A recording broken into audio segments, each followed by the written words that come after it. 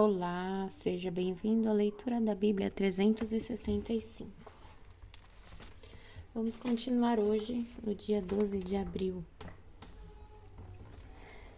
que é o dia 102 dos 365. Vamos continuar a leitura em Josué, capítulo 5, versículo 1 até o capítulo 7, versículo 15. Quando todos os reis amorreus a oeste do Jordão e todos os reis cananeus que viviam junto ao mar souberam como o Senhor havia secado o Jordão para que os israelitas atravessassem, perderam o ânimo e se encheram de medo por causa deles. Naquela ocasião, o Senhor disse a Josué: prepare facas de pedra e circuncide esta segunda geração de israelitas. Então Josué preparou facas e pedra e circuncidou toda a população masculina de Israel em Gibeate e Aralote. Josué teve de circuncidá-los, porque todos os homens com idade suficiente para ir à guerra, quando saíram do Egito, haviam morrido no deserto. Todos os que saíram haviam sido circuncidados, mas isto não aconteceu com os homens que nasceram depois da saída do Egito, durante o tempo no deserto. Os israelitas andaram 40 anos pelo deserto, até que tivessem morrido todos os homens com idade suficiente para ir à guerra quando saíram do Egito. O povo havia desobedecido ao Senhor, e o Senhor jurou que não os deixaria entrar na terra que ele tinha prometido solenemente nos dar. Uma terra que produz leite e mel com fartura. Assim, Josué circuncidou os filhos dos israelitas que haviam crescido e tomado o lugar de seus pais, pois não tinham sido circuncidados no caminho. Depois que toda a população masculina foi circuncidada, o povo permaneceu no acampamento até os homens se recuperarem. Então o Senhor disse a Josué: Hoje lancei fora a vergonha de sua escravidão no Egito. Por isso, até hoje, aquele lugar se chama Gilgal. Enquanto estavam acampados em Gilgal, na planície de Jericó, os israelitas celebraram a Páscoa ao entardecer do 14º dia do primeiro mês. No dia seguinte, começaram a comer pão sem fermento e grãos tostados, produzidos na terra. No dia em que começaram a comer das colheitas da terra, o maná deixou de cair e nunca mais apareceu. Daquele momento em diante, os israelitas passaram a se alimentar do que a terra de Canaã produzia. Quando Josué estava perto da cidade de Jericó, olhou para cima e viu um homem em pé diante dele, com uma espada na mão. Josué se aproximou e lhe perguntou: Você é amigo ou inimigo? O homem respondeu: Na verdade, cheguei agora e sou o comandante do exército do Senhor.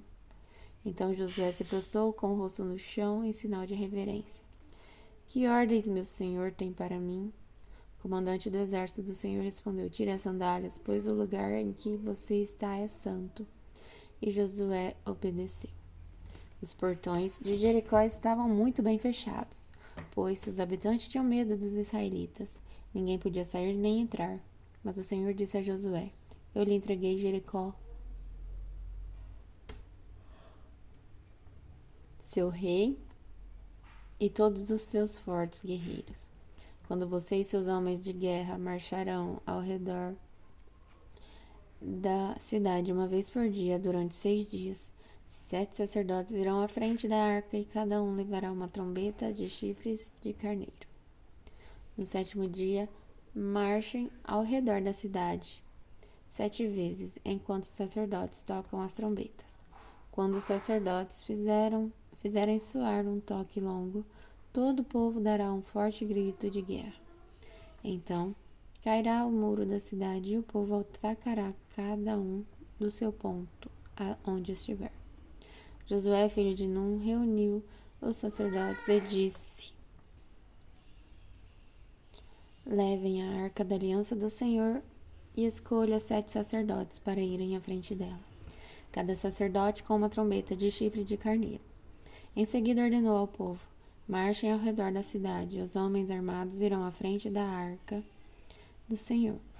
Depois que Josué falou ao povo, os 7 sacerdotes que levavam as trombetas diante do Senhor começaram a marchar, avançando e tocando os instrumentos. A arca da aliança do Senhor ia atrás deles. Alguns dos homens armados iam à frente dos sacerdotes que tocavam as trombetas, e outros iam atrás da arca, enquanto os sacerdotes tocavam sem parar.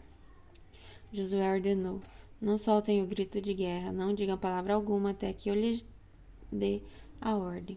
Então gritem. Assim a arca do Senhor foi levada ao redor da cidade apenas uma vez naquele dia. Depois voltaram ao acampamento e ali passaram a noite. Na manhã seguinte, Josué se levantou cedo e mais uma vez os sacerdotes levaram a arca do Senhor. Os 7 sacerdotes com as trombetas de chifre de carneiro marcharam à frente da arca do Senhor, tocando seus instrumentos. Os homens armados marcharam à frente dos sacerdotes, com as trombetas e atrás da arca do Senhor, enquanto os sacerdotes tocavam sem parar. No segundo dia, marcharam ao redor da cidade uma vez e depois voltaram ao acampamento. Fizeram o mesmo por 6 dias. No 7º dia, os israelitas se levantaram ao amanhecer e marcharam ao redor da cidade, como haviam feito antes. Dessa vez, porém, rodearam a cidade 7 vezes. Na 7ª vez, enquanto os sacerdotes faziam soar um toque longo das trombetas, Josué ordenou ao povo: gritem! O Senhor lhes entregou a cidade. Jericó e tudo que há dentro dela serão completamente destruídos como oferta ao Senhor. Somente a prostituta Raabe e os outros que estiverem em sua casa serão poupados, pois ela protegeu nossos espiões. Não levem coisa alguma daquilo que foi separado para destruição, ou vocês mesmos serão completamente destruídos e trarão desgraça ao acampamento de Israel. Toda prata, todo ouro e todos os objetos de bronze e de ferro serão separados para o Senhor e deverão ser levados para o seu tesouro. Quando o povo ouviu o som das trombetas, gritou com toda a força e, de repente, o muro de Jericó veio abaixo. O povo atacou a cidade, cada um do ponto onde estava, e a tomou com suas espadas. Destruíram completamente tudo que havia dentro dela, homens e mulheres, jovens e velhos, bois, ovelhas e jumentos. Josué disse aos 2 espiões: cumpram sua promessa, vão à casa da prostituta e tirem-na de lá com toda a sua família. Então os homens que haviam espionado a terra entraram na cidade e tiraram de lá Raabe, seu pai, sua mãe, seus irmãos e todos os outros parentes que estavam com ela. Levaram a família toda para um lugar seguro fora do acampamento de Israel. Os israelitas incendiaram a cidade e tudo o que havia dentro dela. Guardaram somente a prata, o ouro e todos os objetos de bronze e de ferro para o tesouro da casa do Senhor. Josué, no entanto, poupou a vida da prostituta Raabe e dos parentes que estavam em sua casa, pois ela escondeu os espiões que Josué tinha enviado a Jericó. E até hoje ela vive no meio de Israel.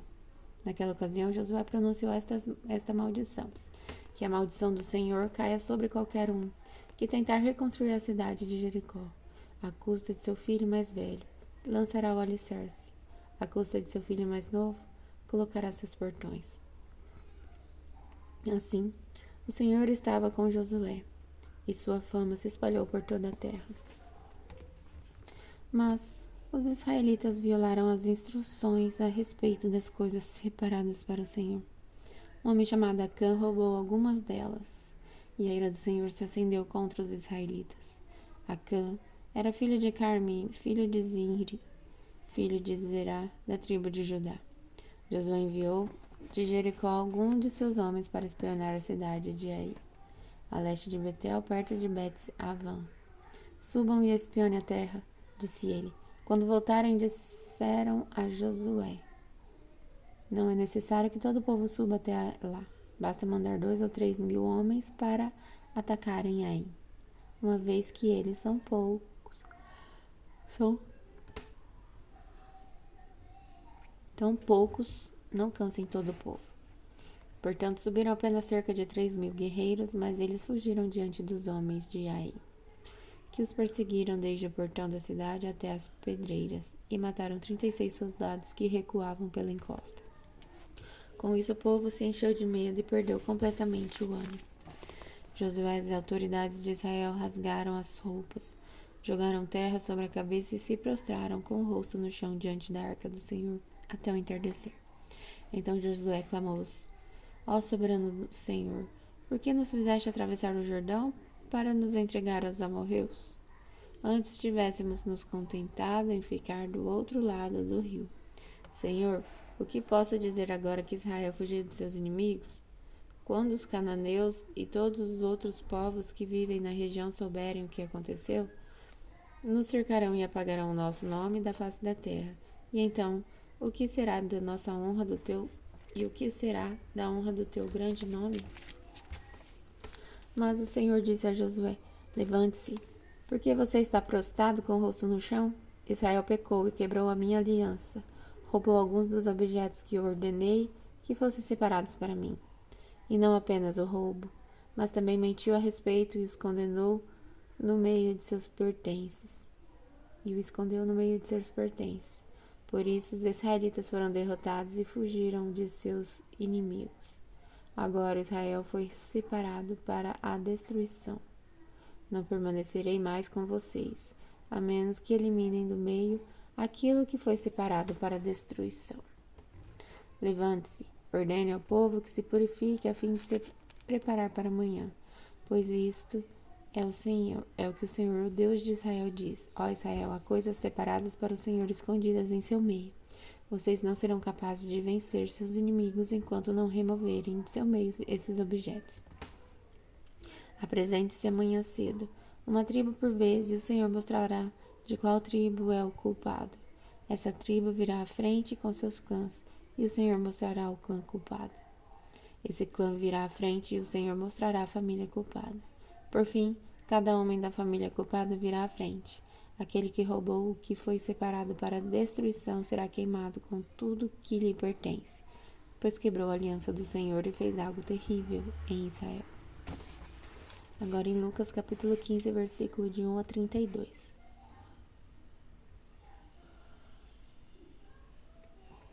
Cobradores de impostos e outros pecadores vinham ouvir Jesus ensinar.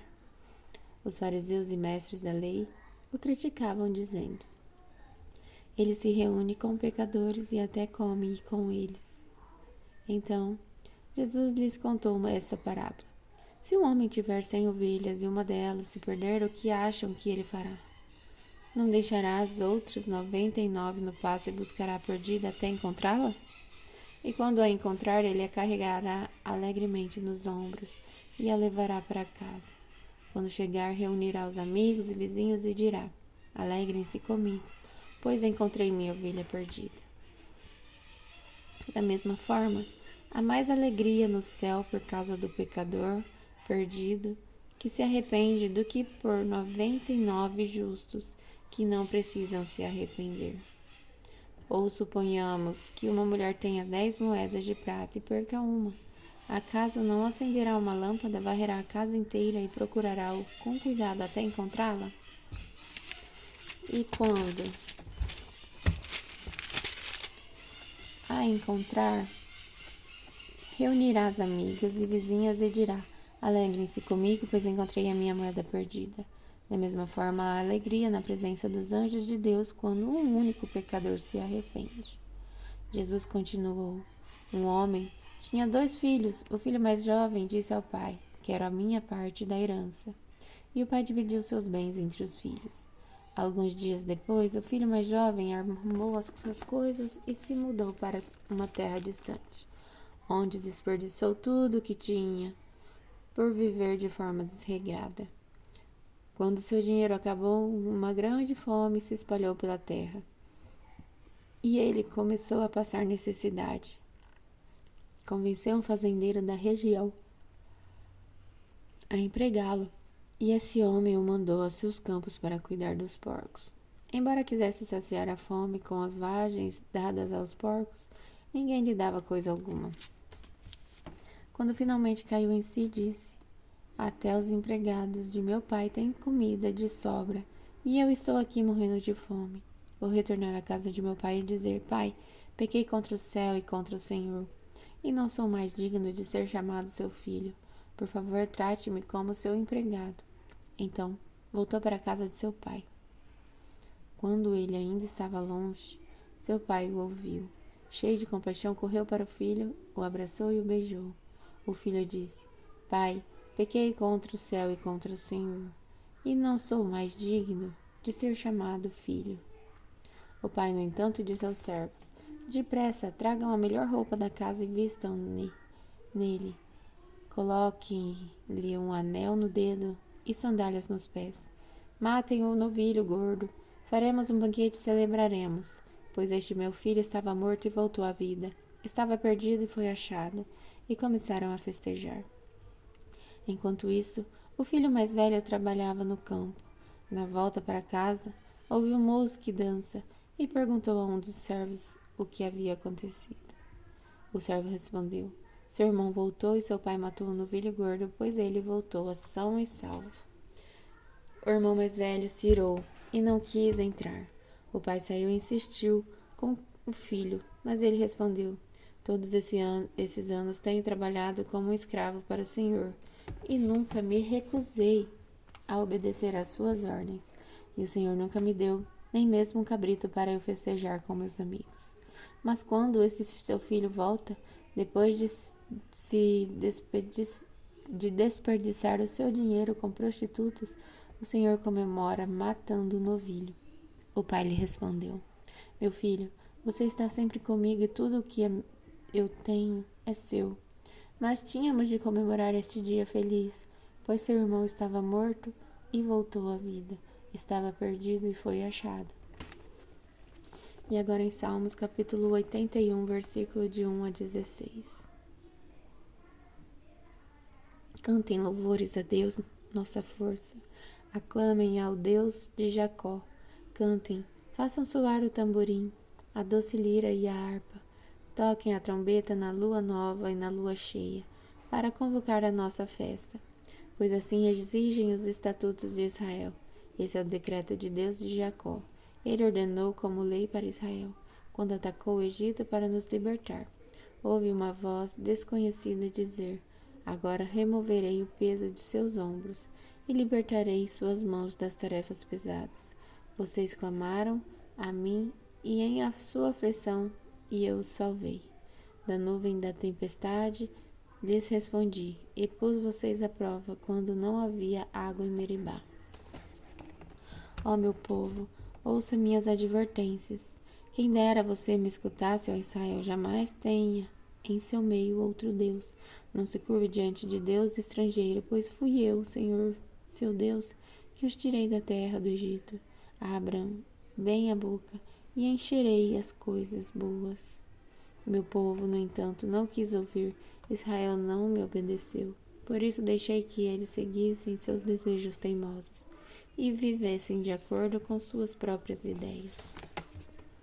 Ah, se meu povo me escutasse, quem dera Israel andasse em meus caminhos, então eu derrotaria seus inimigos sem demora. Minhas mãos cairiam sobre seus adversários. Os que odeiam o Senhor se encolheriam diante dele, condenados para sempre. Vocês, porém, eu alimentaria com trigo da melhor qualidade e os saciaria com mel silvestre tirado da rocha. Agora em Provérbios, capítulo 13, versículo 1. O filho sábio aceita a disciplina de seu pai. O zombador se recusa a ouvir a repreensão. Até amanhã no dia 103.